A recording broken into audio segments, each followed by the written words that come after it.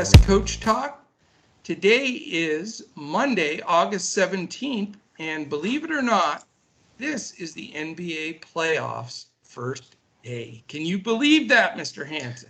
It's exciting. I mean, I am so fired up for this, and I've been looking at these numbers and prices and matchups and stats with such vigor that I can't even put my contact lenses in. I have to switch to the glasses. I mean, this is the only way I can handle this first day of the playoffs. I cannot believe you smoked the contacts right out of your eyes. I did. I was chomping at the bit to get on here, giving you a hard time. Let's go. And here you are there. I didn't realize you were, had glasses on. I was going to, I've never seen you in glasses. So you're throwing me a curveball right off the bat, man. Right.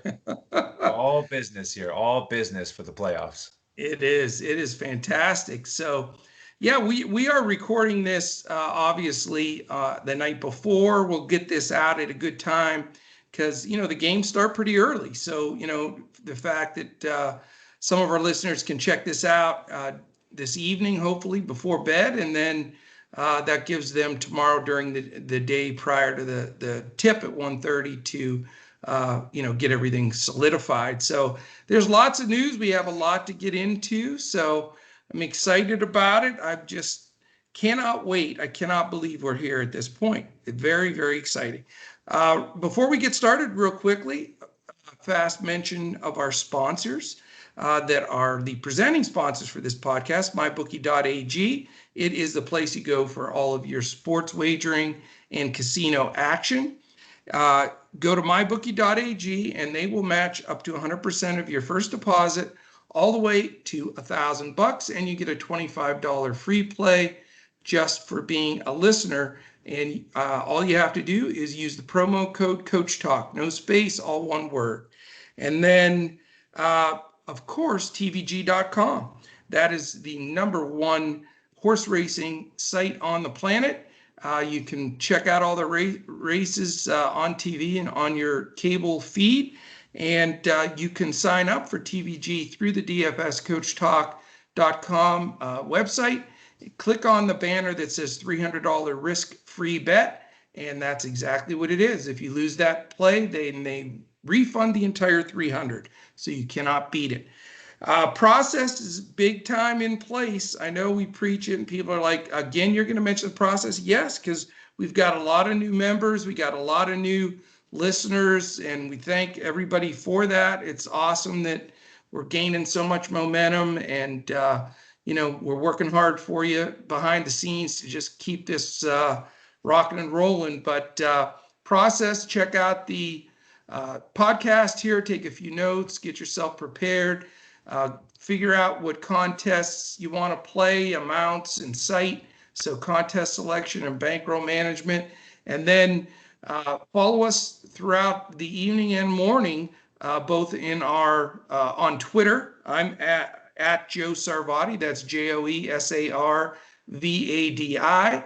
Andrew is at Language Olympic. And Shane, I was going to call him Detroit.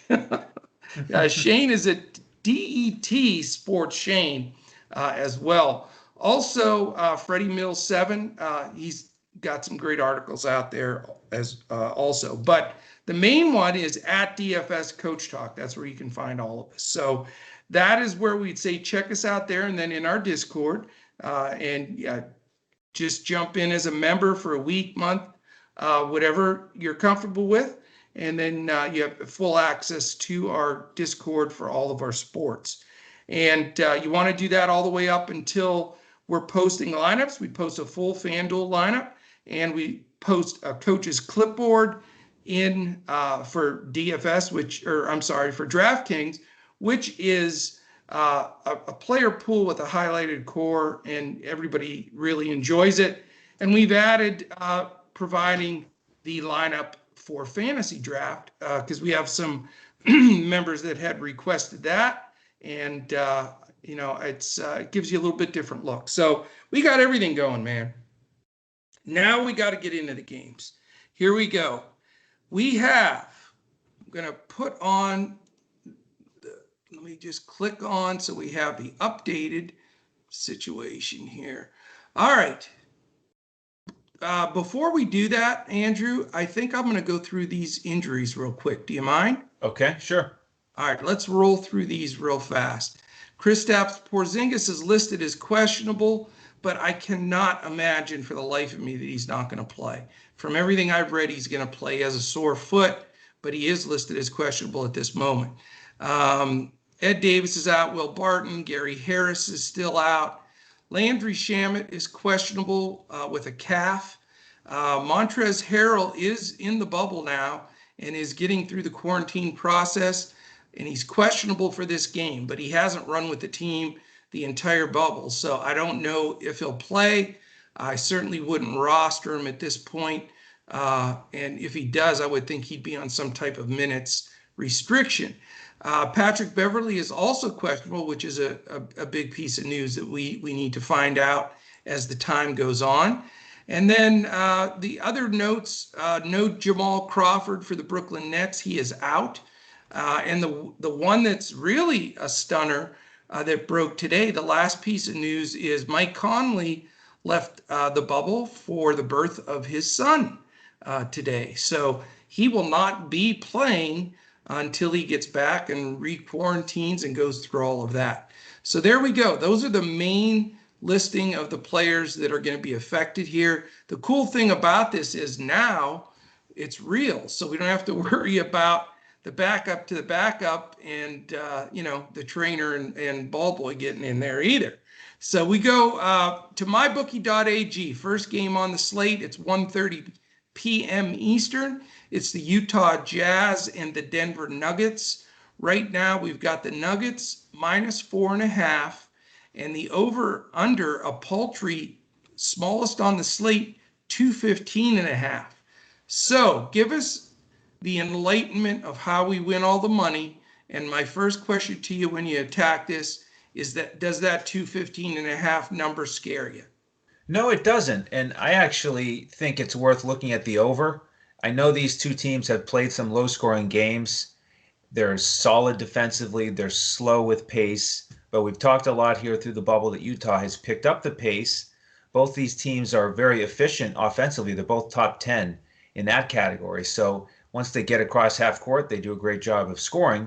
Yeah. Now, with Conley being out, that does hurt the pace a little bit, but it also opens up value. And I think the pricing in this game on DraftKings is really attractive. I think it's probably the easiest game to stack. Not that you want to stack it like the Mavs Clippers game that we think will be the highest scoring game on the slate, but you can get some real good players out of this game. And I plan on it, also hoping that folks will look at the total and stray from this game. Because starting on DraftKings, look at the starters for Denver. Murray's only 6.5. Jokic is only 8.7. They love to run the pick and roll together. They've both been really, really strong in this matchup. So I like those guys. Michael Porter Jr., who absolutely dominated the bubble. Who's that guy? I never heard of him. His price shot up, but now it's back down to only 7.1. This is a guy in the bubble. He went 55, 42, 93. Those were his shooting splits. Incredible. My goodness. He averaged 22 and 9 from the field.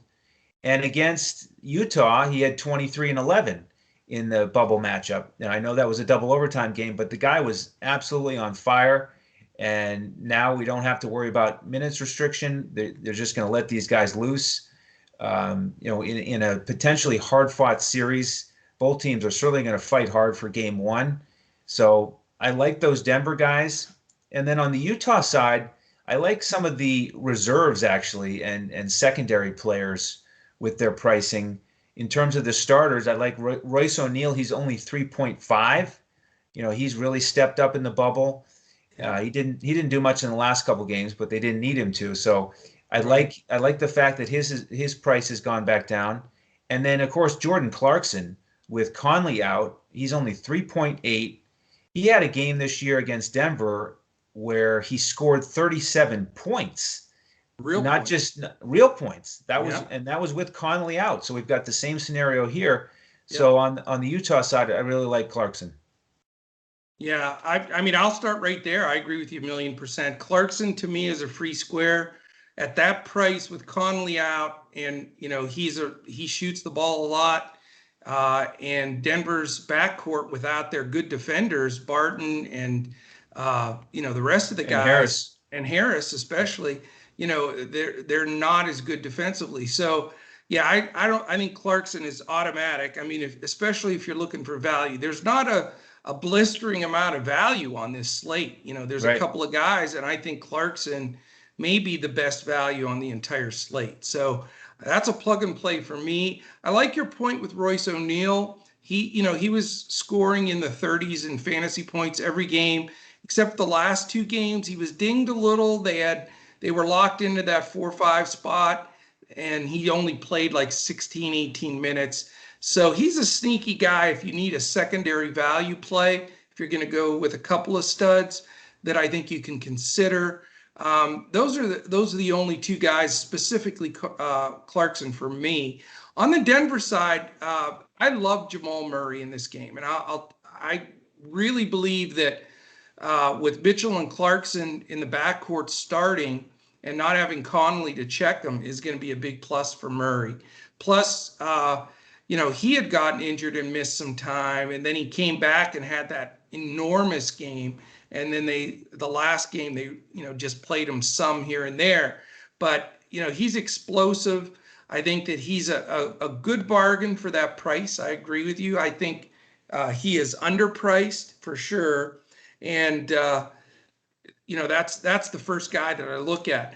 Now, the difference that I have with you on this one is that's as far as I go. I'm probably going to just bumper up Clarkson and Murray and move on. And the reason being, for me, the pace of play bothers me. The pace of play for the season, which includes before COVID and after COVID, I pulled those numbers today, and Utah's 26th and Denver's 29th in pace. So it's not going to be an up and down game. Conley, the playmaker's not even playing. And, those backup guards for Denver are out as well. So that scares me a little bit. Defensive efficiency wise, Utah's 14th and Denver's 16th. So middle of the road defensively, slower pace, it just concerns me. So I'll have a little exposure here, but nothing, big time. Okay. All right, game 2. It is the Brooklyn Nets and the Toronto Raptors. It is a 4 p.m. Eastern game.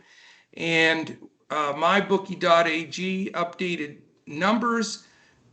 Toronto minus 9.5. Over under in this game is the second highest of the four at 222. So what do you got, sir? What do you got? Well, a couple guys here that are jumping out at me on the Brooklyn side. Karis LeVert certainly is the leading candidate to make a bunch of lineups. Solid price on DraftKings at 7.6. So he'll be a core play for me. Allen has really stepped up without Jordan in the mix. He hasn't done much against Toronto, but we know that the whole dynamic has changed without Jordan. So you can consider him more so on DraftKings. And then the only other guy probably that I would look at would be Joe Harris, but he's not going to be in my primary build.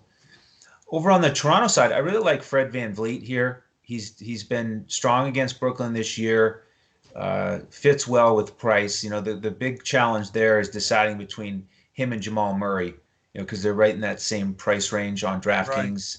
Right. Yeah. Siakam probably won't get to him.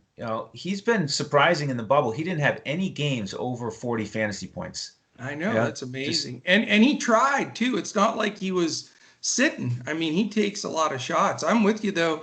It's funny with Siakam. I like him. I think his price has come down and he's playable, but he does seem a little slumped, you know? Yep.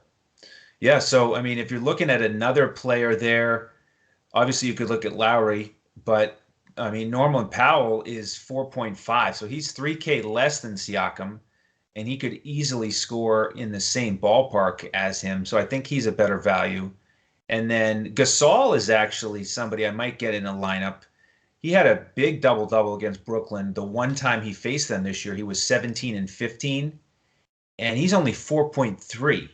So, Yeah. that's a way to get a cheap guy in your lineup that is not going to be highly owned.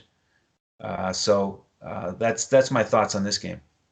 Interesting. I mean, I wish I had the courage on a Gasol, and we've said this a billion times, target centers, against Brooklyn. Mhm. But I mean, Gasol looked a little bit like old man ball. I felt like I was watching him, he and I playing at the rec together. I mean, he's just not, you could tell he's getting older. I mean, he's logged a lot of minutes. I just don't know. I mean, I think Ibaka gets in there. I think they should give 10 minutes to Boucher too. I know he's a loose cannon, but the dude just gets a hand on everything. But for that reason, I'm probably not going to go Gasol, which again, I like centers against Brooklyn. But I keep going back to Siakam, and I keep thinking, Toronto had nothing to play for either. They were the number 2 seed. They were going to be the number 2 seed, and that was the end of that. So, he did play. There were a few times I saw him. He was playing pretty hard, but I think he's going to be a guy that could just be a real sleeper that could not just pop for 40, but pop for 50 DFS points. Brooklyn is not the best defensive team in the league. We know that. He's going to be able to finish at the rim. If Kurucs does get the start on him, that's a pretty tough matchup for the youngster there. So I'm going to have a lot of Siakam. I think he's going to be fairly low owned, don't you think? Yeah, I mean, just look at those numbers. You have to really plan for a breakout and plan for he was just kind of in cruise control. I mean, that's the only way to justify it, along with his talent. I mean, the guy is way more talented than 7.5 on DraftKings. We know that. Well, that's the point. His price is cheap. He's not hurt. So, I think he ratchets it up. And if you had to pick a team for him to be playing against to ratchet up, you would pick the Nets. Yeah, with that pace, absolutely. You know what? Yeah, absolutely, for sure. They're 8th in pace. They are 8th in pace. Toronto's 11th. Yep. Here's the thing that shocks me, though. Brooklyn is 9th in defensive team efficiency, right? Which people don't really, give them that much credit. Now, they've had a lot of churn with guys and everything, too.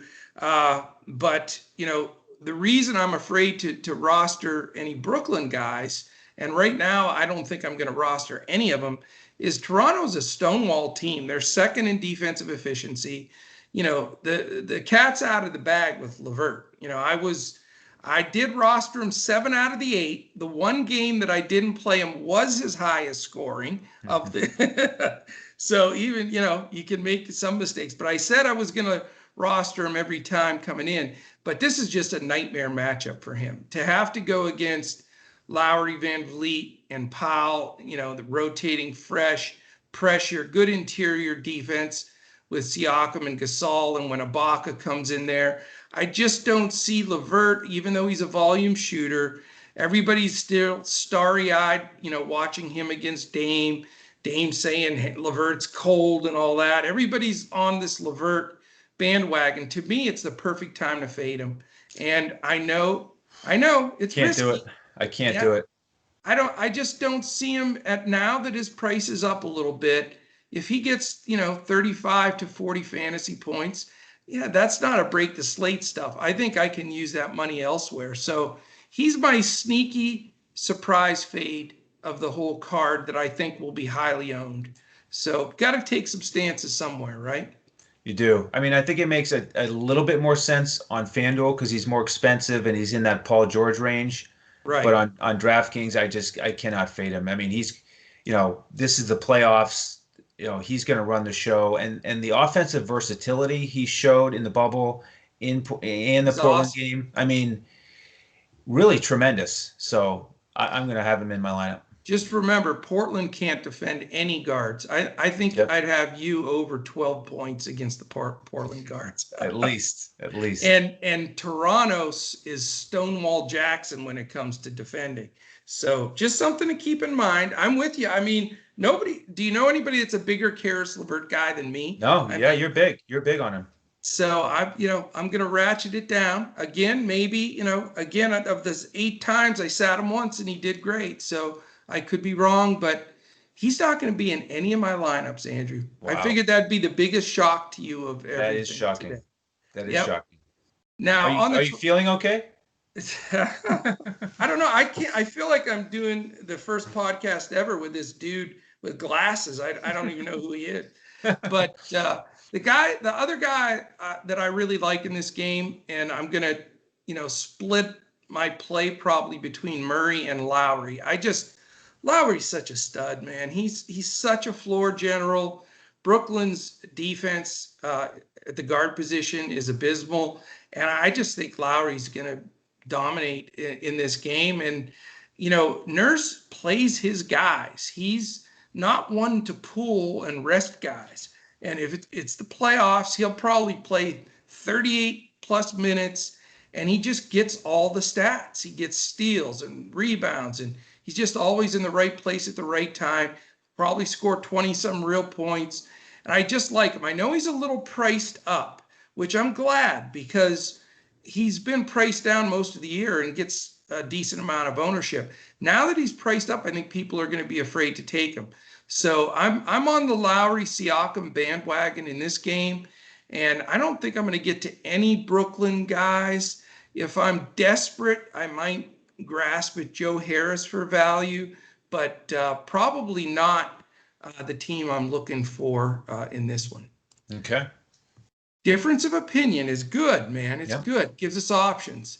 All right, the 6:30 Eastern game is the Philadelphia 76ers and the Boston Celtics. This should be a hell of a series, very hot contested, a lot of sort of bad blood both ways, with Horford and on the whole 9 yards. But right now we have Boston minus 5.5, over under 218.5. So not, did you notice it's the difference in when they're playing all the guys that really don't care, and they now are playing defensive ball? It was 240, 238. Now we're 218 here again. So we're, everybody, Vegas knows when it comes to playoffs, that's where defense starts playing.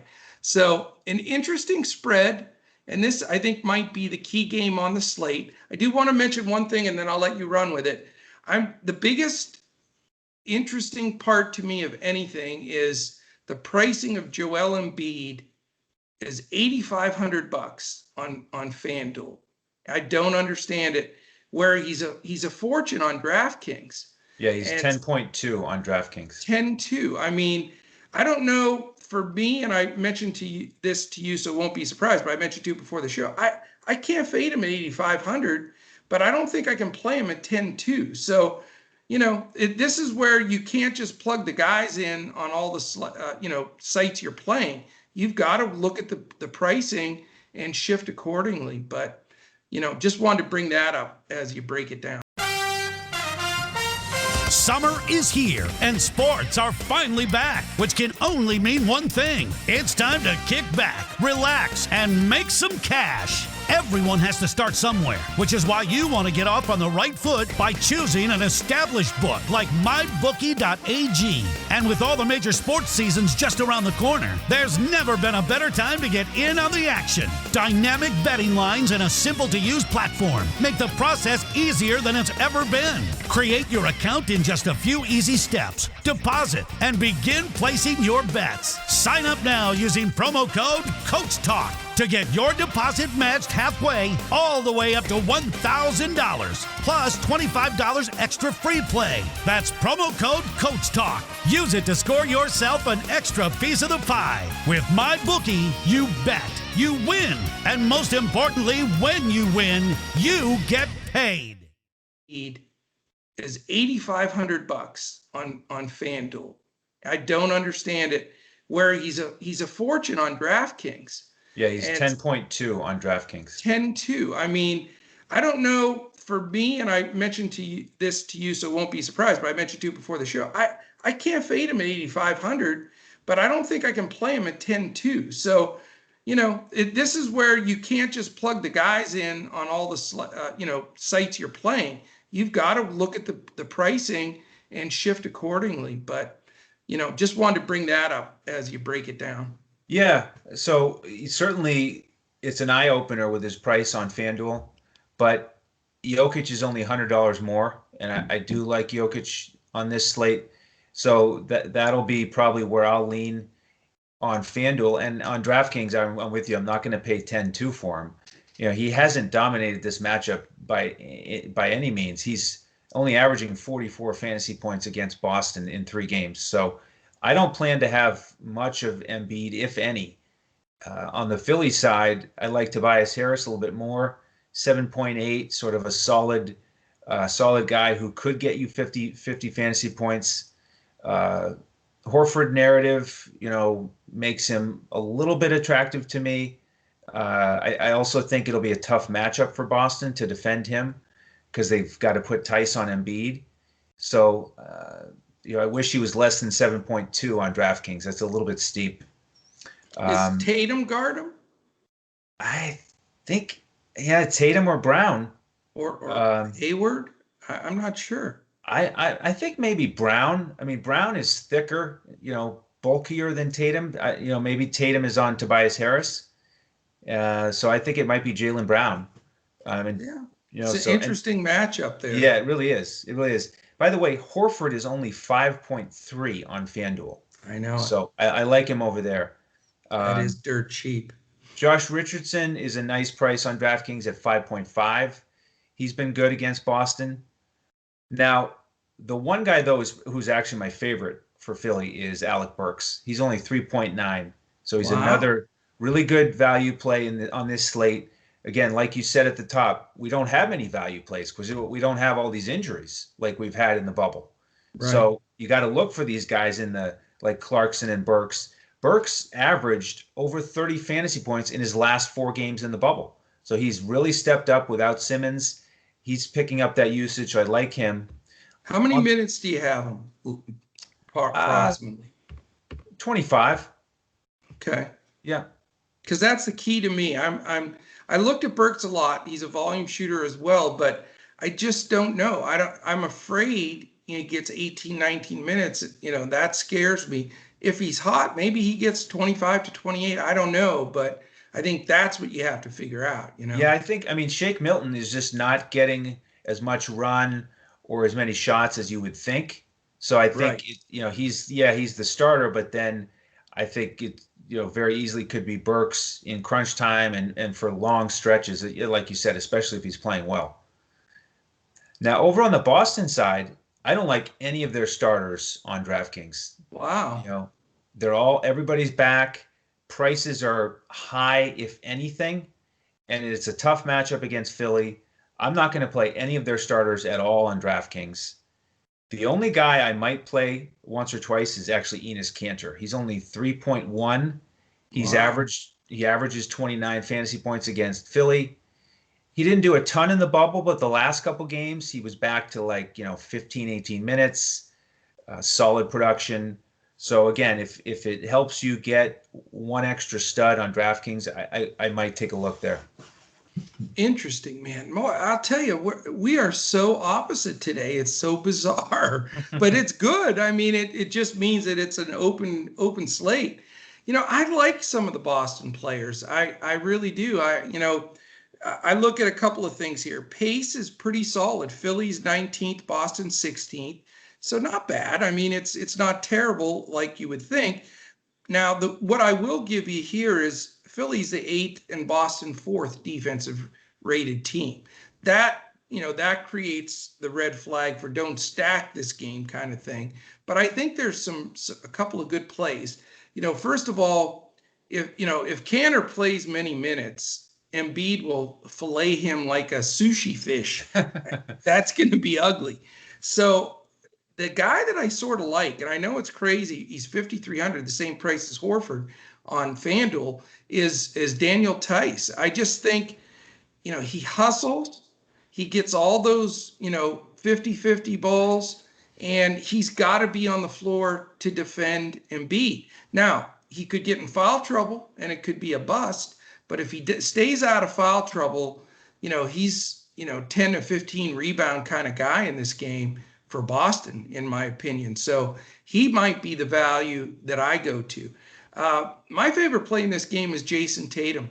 I just think that, he's been on a roll in some of these games. He's looking like superstar level to me very soon here. I mean, at times he's completely unstoppable, all over the court, from three, driving, everything he does. So I know his price is a little high. It's 8,300 on FanDuel and 8,500 on DraftKings. 85 on DraftKings. So yeah, I mean, I know you pay for what he's going to do, but he's a guy that can easily throw up 30 some points and then all the periphery stuff. So with an extended run, I think he's a fantastic play.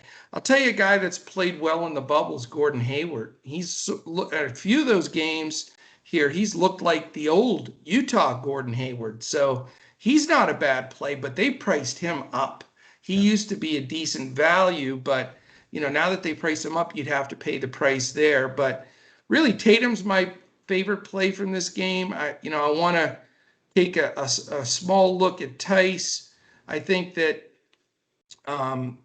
if you really want to value play risk in a GPP, like you said, Burks may be that guy. But, being more of a cash player, I doubt that I'm going to go there.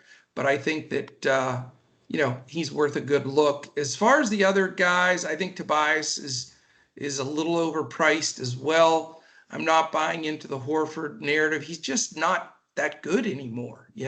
He's gotten older and he's just not producing at the same level. So that's really about it. This isn't, the key game for me either. I think you got to respect these two teams defensively to the point where, you can play a couple guys, but not stack it. So, all right, you ready for the last one? Let's do it. The last game is the Dallas Mavericks and the Los Angeles Clippers. Clippers are only favored by 6, which is fair, and it's a 230 over under. So it's 8 points higher than the next total. I believe that this will probably be the most stacked game for multiple reasons. You got the most stars, you've got the highest total, and some of these guys are going to be hard to get away from in this matchup. So, what do you got? Well, on the Clippers side, you mentioned the question marks with Pat Beverly and Shamet. So Reggie Jackson is certainly in play for me at 3.6 on DraftKings, 3.8 on FanDuel with those guys out. Okay. Paul George I like at 8,100. Nice mid-tier option. You can build a lineup with him and Tobias Harris. Kawhi certainly in play. I think the guy that, as I kind of looked at it a second time, who I started looking at a little bit more is Zubats. Yeah. But it is... You remember that 11 for 11 game against Dallas in the bubble? Yeah, right. Yeah. When they wouldn't play Boban. Jeez. So, and we rostered him. Right. So he's site dependent for me because he's 5.1 on FanDuel. Right. But he's only 4.1 on DraftKings. I know. Now, the X factor there is with Montrezl Harrell back, we're expecting him to be active. And I think he'll play. Like you said, he may not play his regular amount of minutes, but he's certainly going to cut into Zubats. I think I'm still tempted to play Zubats, though, some. Yeah. And I also agree, I'm not going to play Harrell at that price. It's just too much to expect. Too much risk, yeah. Yeah, so that's where I'm at on the Clipper side. With the Mavericks, Porzingis at 8.3, I think you have to look at. He got 52 fantasy points against the Clippers in the bubble. He's been on a roll too, but yeah, he really has. Sore foot. I don't know what that's worth. That's important. Luka, I've played him more recently than ever, but he's only averaging 51 fantasy points against the Clippers, so he's not really paying off that value. So I'm not going to use him. I just made myself a note to remind myself, if I play 10 lineups, to make sure I get him out there once. Yeah. But he's not going to be in my main build. And then the two other value guys I want to mention are Trey Burke at 3.5 on DraftKings. I think you could consider him. I don't like him as much as the other 3K guards I've talked about. And then Boban is, way down there as an alternative play because we already saw it. They didn't play him against the Clippers, but he's been so dominant in these last two games when they give him minutes. Again, Rick Carlisle, I don't think it would hurt you to get him out there. I really don't think it would hurt you. So just keep him in mind. Yeah. I don't trust Carlisle, and there's nothing more frustrating than watching, a team get crushed in the middle and they won't put him in. And he's the biggest guy in the league. Yeah. I don't know. I just don't feel super comfortable rostering. I just don't like to try to guess what Carlisle's going to do. I don't either. Because it defies logic at times. It really does. But as far as from pace, Dallas, you would think is a super fast-paced team because they score so much, but they're 19th for the entire season. Clippers are 9th. So everybody thinks they're a slow it down, grind it defensive team. They're not. They move the ball up the court and get the ball up. Defensive efficiency, Dallas is 18th, Clippers 5th. So, I do, of course, when you have Kawhi and Paul George, you're going to have efficient defense. That's for sure. I'm going to roll with Luka. I know that he has to get 55 points just to get to 5X. I get it. I know that it's ridiculous. But if Pat Bev doesn't play, and he's an irritant to Luka at times, or he's limited minutes. Right now he's listed as questionable. I think that helps Luka a little bit. Reggie Jackson is not anywhere near the defender. I don't know if they'll switch and have Paul George guard him. They very well may. He did in big chunks of the game when Beverly was out in the last time they played. And George can guard anybody. I mean, he guards Dame, that becomes a little bit tougher for Luka. But I'll tell you what, I think Luka steps up in this game. I really do. I'm leaning more toward Team Luka instead of Porzingis in this game. I just think, he's only shooting 31% for three and et cetera, et cetera. But the guy gets so many rebounds. He gets so many assists. He's just he's the highest priced guy on the entire slate on both sites, but he deserves to be, in my opinion. I mean, he is at times a one-man show out there. So I don't think he'll be as highly owned as he has been this year because of the pricing and because of the matchup with the Clippers. And I think a lot of people have seen what you've seen. They've rostered him in the bubble. He gets 48 points here and there, DFS points, and that just doesn't get it done for you. And I think he steps up here. This is the playoffs, his first playoff game of his career. Everything else he's done has been magical. Why not a 70, 75 point fantasy point in his first playoff game? It would fit right into everything else he's accomplished, all kinds of crazy feats. So I'm going to ride the Luka train, and mainly, Andrew, I'm going to ride it because I think he's going to be lower owned than he usually is. I really do. I think people want to jam in all these stars, and you can cut 2,000-3,000 off of Luka and go with Paul George, another star, and you're paying a lot less. I haven't paid up for a lot of guys on this slate, so Luka's going to be my pay up spot, and I'm balancing it out with my second favorite.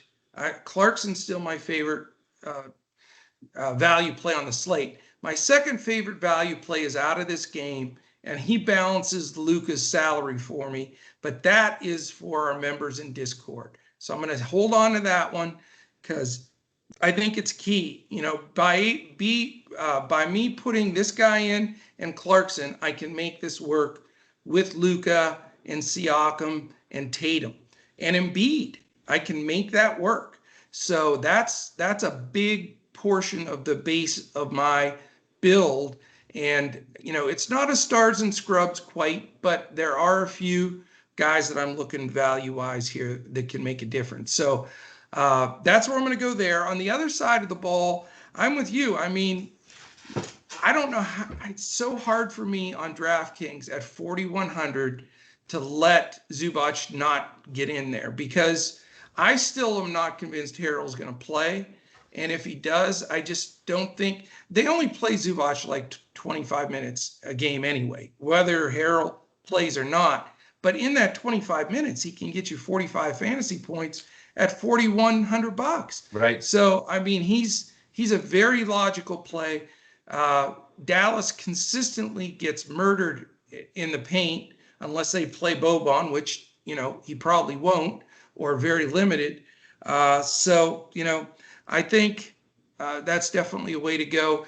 The other guy that I like in this game the best from the Clippers side is Paul George. I think he's a tough matchup. They're going to put Dorian Finney-Smith on Kawhi, and that just leaves a mismatch for whoever has to guard Paul George. I think he'll eat our lunch there, speaking as a Mavs fan. I think that he's going to be the guy that really concerns me, that could drop, 35, 40 real points.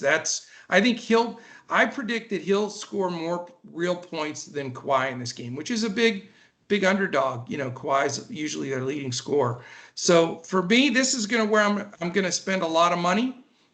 Certainly with Luka, certainly with Paul George, and then my value play here to balance it out. But I really do think you need to have a good 3 players minimum from this game, because I do think it'll be the highest DFS points game pretty easily to the rest. Yeah, I really think it should as well. So I hear you. And the best time to get Luka is when he's lower owned. So if you're right, and it wouldn't be a huge surprise that he would crush it in his first playoff game, then you'll be in a good spot. There's a lot of question marks. So there's going to be a lot of interesting ownership. This is definitely, a slate you want to stay in touch with us on Twitter and in Discord, because, there may be some shifting. We may get some news on a couple guys like Pat Bev and Harrell and these guys throughout the evening and tomorrow morning. And, every little edge makes a difference. But I'm excited. I think both of us have somewhat contrarian lineups from the core of our build. We very seldom play the chalk here. I mean, as a cash player, I try to play safer than take, wild GPP shots. But, I also don't like to eat all the chalk. I like to figure out where the fades are and make the most sense, and then roll with it from there. So I think that should give everybody an initial outlook here where they can reserve their contest, put in that initial lineup, and then, massage a little bit before things get rolling. And again, remember, we'll be in Discord at 1 Eastern tomorrow with all of our lineups and everything in there. And then the first game starts at 1:30. The good thing about all 3, actually, FanDuel, Fantasy Draft, and DraftKings, is all 4 games are on their slate. So we don't have to have the staggered times. FanDuel and DraftKings do have late swap. Fantasy Draft does not. So you want to keep up to that in case any other news breaks too. Yeah, and the exciting thing about thinking about our lineups and our members tomorrow for the Monday slate here is that because we have a bit of a unique and different approach on FanDuel, when we give out our cash lineup and our GPP lineup, they're going to be different, and it's going to give the members some options. I'm sure I'm going to play both lineups, but that's what we do for our members on FanDuel with an NBA slate, is we give a cash lineup and a GPP lineup. So we invite you to come in and check us out here. It's a perfect time as we get started with the playoffs. We crushed it in the bubble. We're going to crush it in the playoffs. So grab a weekly, monthly, or annual membership. You'll get those 2 FanDuel lineups, and then you'll get the full coach's clipboard over on DraftKings. And fantasy draft bonus, I'll be putting that hybrid lineup in there as well. And we've been smashing some fantasy draft in MLB. We had some takedowns this weekend that were pretty cool too. So We've got it all for you here, and want to thank all our members and all the new folks that are filing in. We had our YouTube posting video be the highest one so far as views this weekend, and we've had several new members jumping in. I mean, it's a blast, man. It's just it could not be more fun, and really appreciate all the hard work behind the scenes. I mean, people don't know how much has to go into this to get it all to work properly. And I first of all just want to thank you. I mean, you and I have been partners on this from the jump, and I know we both put in an enormous amount of time on this. We talk multiple times a day, text, the whole 9 yards. And, I mean, we never have a crossword. We never get upset. And that goes to show you that, you can build something together. You can do it as friends. You can do it in the right frame of mind. And that's what we're doing with Coach Talk. We're approaching it not just as a business, not just as a something on the side. We're doing it with passion because we love it. It's exciting. We've had success at it, and there's nothing more fun than, I got some great feedback from, JP today and some of the other members, just real complimentary things that inspire you every day to just keep working hard at it and, having fun with it. So, we're trying to be the best of the best. There's a lot of good folks out there.